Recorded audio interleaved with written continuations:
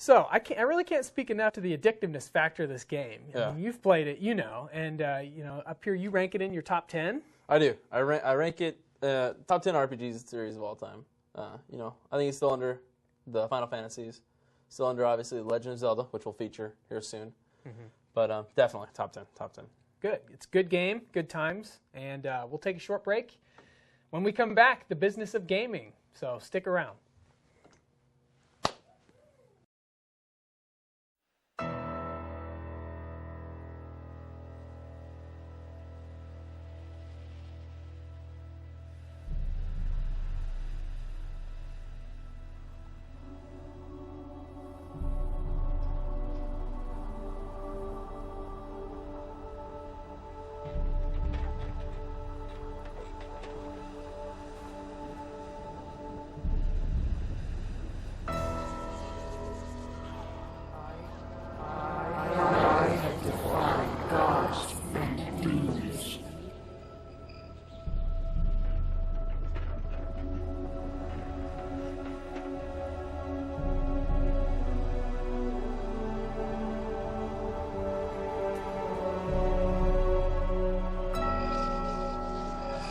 I am your shield.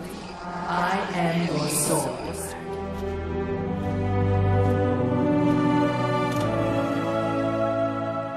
I know you. Your past. Your future.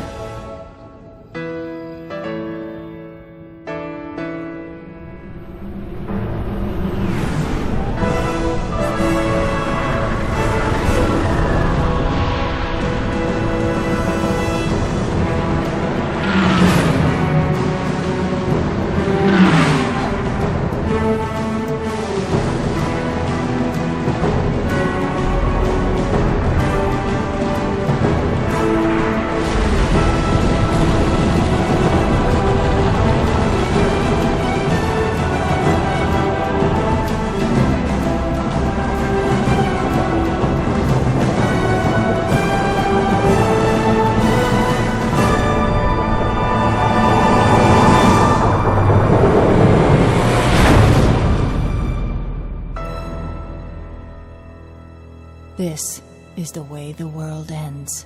Hey,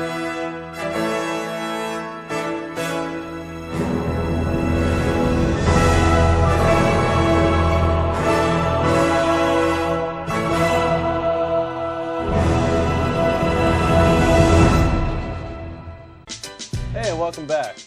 Today on the business of gaming section of our show, we've got a lot to talk about and not a lot of time to do it in. First, I'm going to build off of a little news topic we didn't really feature in our news, but it's important nonetheless. It's Alienware versus Dell and the Alienware buyout.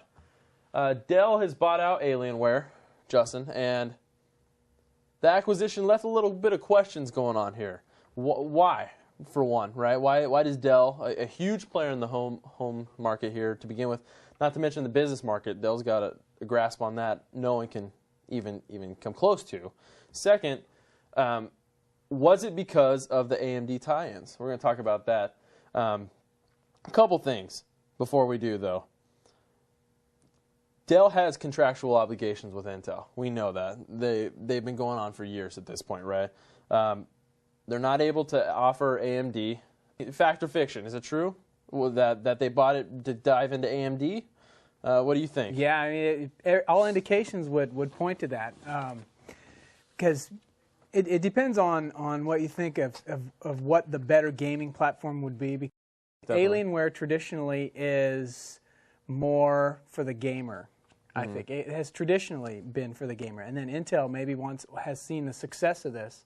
So they want to try to get into that market. But, of course, the contractual obligations are, well, we can't do it. You know, we'd like to get in there, but we can't. So maybe we could figure out some way to get around that and find a loophole and find a way to get into that market, and I think that's what this did. My first prediction, right here on the show, all right?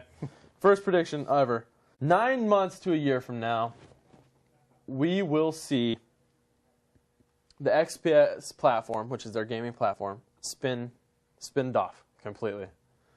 Right? That's my prediction. Okay. My prediction will be that we will see the Alienware brand, come to the forefront in the gaming piece, and we'll see the XPS platform spinoff. That allows the AMD tie-ins right there. To grow that off, 18 to 24 more months from now, 18 to 24 months, Dell will roll the absolute entire line of home office for the home, right? Not the server, and will come out with their own AMD platform. Our next topic, Nintendo. We're gonna hit them. We're gonna hit them hard. Let's talk about this for a second. The revolution, the Wii. Wii, is that how you pronounce it? The Wii. Wii, Y-E, W-I-I. The W-I-I. That's right. Capital W, small I, Small I, right. small I. Wii. Have you seen the controller? I have not. I have not yet. Let's go fishing. The fishing, okay. Let's go fishing. All right. Right. Let's talk about that. Okay. From the business side, that's what we talk about on the show. It's from the business side. Right. Nintendo comes out and says, we're gonna try and compete with PlayStation, and we're gonna try and compete with Sony and Microsoft with the Revolution. Okay. Our etch in that market will be this controller, which will now be held with a little thumb joystick and literally a remote control that hook together, which also didn't hook all the way back up to your Nintendo, and it's this big, huge, silly thing. Okay. I feel like going to the bait and tackle shop right now and getting me a freaking box of worms so I can hook it up, and that's about all it's going to be good for. Okay, literally. But since the mid-'90s, you look back at Nintendo's business model, since the mid-'90s, they made horrible home console mistakes. First one, Sony. Okay, Sony came to Nintendo and said, we've got this awesome CD-based thing. We're going to run with it. Okay? We're going to run with the CD-based thing. And we want you to do it. Here you go. We're going to partner up. We're going to do this thing. Nintendo said no. Okay? The recent years, Nintendo has been slumping, if you will. They're going off of their business model's been strictly looking at the handheld market. Where we got the Game Boys, the DS now, which I have my own thoughts on as well. But that's beside the point. The business model is not focused around Wii. E3 saw a huge turn. The business model really did. They hit the Wii. They hit the Wii hard. They really did in E3, and I think they noticed that we haven't really paid much attention to it. And in order for it to succeed, we have to. But still, I think we're still looking at not enough attention to the Wii. Microsoft has hit the market running hard. They have their own food pods, which we'll talk about next. And then the PS3 is coming out. PS3 is going to it's going to blast them. Is there room for Nintendo anymore in the home console, not the handheld? We're talking home console. Is there room for Nintendo? No, they are getting squeezed out of the market here.